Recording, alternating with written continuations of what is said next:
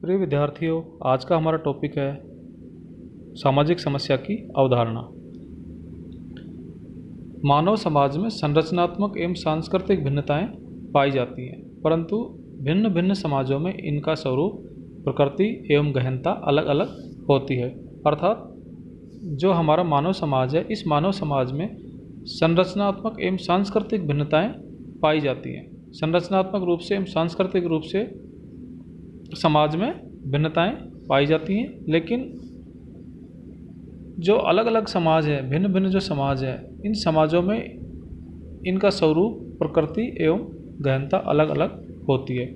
अब जो समाज जितना अधिक गतिशील एवं जितना अधिक परिवर्तनशील होगा, उस समाज में उतनी ही अधिक सामाजिक समस्याएं विद्यमान होंगी। समाज का जो ताना बाना है, ये इतना जटिल है कि इसकी एक इकाई में जो होने वाला परिवर्तन है वो दूसरी सभी इकाइयों को भी प्रभावित करता है। अर्थात समाज की किसी भी एक इकाई में कोई परिवर्तन होगा तो वो उसका प्रभाव है वो दूसरी इकाइयों पर होता है। अब इस परिवर्तन का स्वरूप क्या होगा, इसके प्रभाव क्या होंगे, ये समाज की प्रकृति पर निर्भर करता है। अब अलग अलग भिन्न भिन्न जो युग हुए हैं, उन भिन्न भिन्न युगों में सामाजिक परिवर्तन की गति भी अलग अलग रही है। इसलिए अलग अलग समाजों में सामाजिक समस्याओं की प्रकृति एवं स्वरूप भी अलग अलग पाए जाते हैं। अब जो वर्तमान समय है, तो वर्तमान समय में सामाजिक परिवर्तन है वो अति तीव्र गति से हो रहा है, लेकिन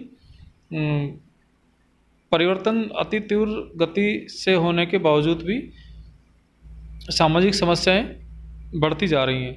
हालांकि परिवर्तन सकारात्मक रूप से करने की कोशिश जारी है, मगर उसके बावजूद भी जो सामाजिक समस्याएं हैं वो कम होने का नाम नहीं ले रही, अपितु इनमें वृद्धि होती जा रही है।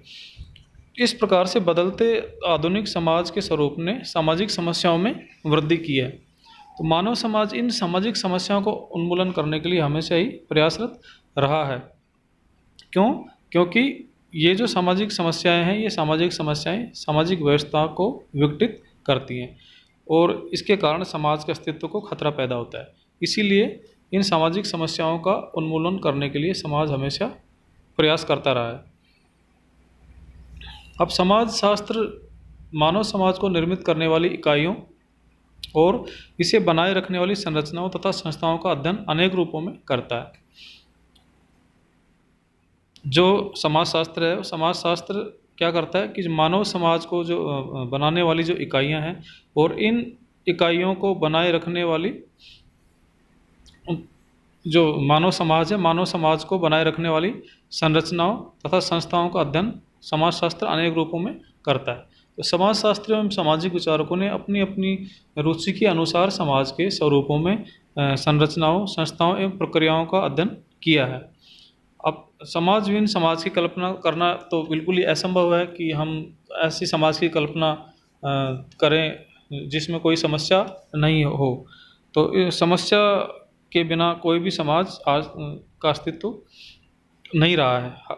मतलब हर एक समाज में सामाजिक समस्याएं आवश्यक रूप से मिलती हैं और वर्तमान समय में भारतीय समाज में अनेक सामाजिक समस्याएं हैं। तो इन समस्याओं के निराकरण के लिए राज्य एवं समाज द्वारा मिलकर प्रयास किए जा रहे हैं। तो भारतीय समाज की जो प्रमुख समस्याएं हैं, उन प्रमुख समस्याओं में जनसंख्या में वृद्धि, गरीबी, बेरोजगारी, असमानता और शिक्षा की समस्याएं, गरीबी, आतंकवाद, घुसपैठ, बाल श्रमिक असंतोष, छात्र असंतोष, भ्रष्टाचार, नशाखोरी और कई प्रकार की जो बीमारियां हैं, दहेज प्रथा है, बाल विवाह, भ्रूण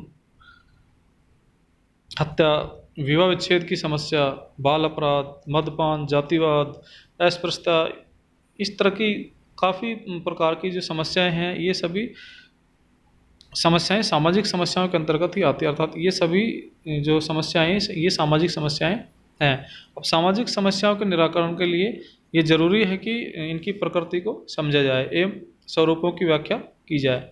भिन्न भिन्न सामाजिक समस्याओं के मध्य पाए जाने वाले परस्पर संबंधों का विश्लेषण एवं अनुशीलन कर हम इन समस्याओं के व्यवहारिक निराकरण के लिए एक नई सोच प्रस्तुत कर सकते हैं। कहने का मतलब ये हुआ कि जो ये पूरा टॉपिक है सामाजिक समस्या और सामाजिक समस्या की अवधारणा, इसके अंतर्गत हम जो भी सामाजिक समस्याएं समाज में पाई जाती हैं उन सभी समस्याओं पर एक चिंतन, एक मनन करते हैं और इन समस्याओं का निराकरण खोजने का प्रयास करते हैं। किस प्रकार से जो समाज में व्याप्त समस्याएं, इन समस्याओं का को समझा जाए और इनका हल खोजा जाए और इनसे मुक्ति दिलाकर समाज को एक नई दिशा दी जाए। तो इस प्रकार से आज का हमारा टॉपिक था सामाजिक समस्या की अवधारणा। Thank you.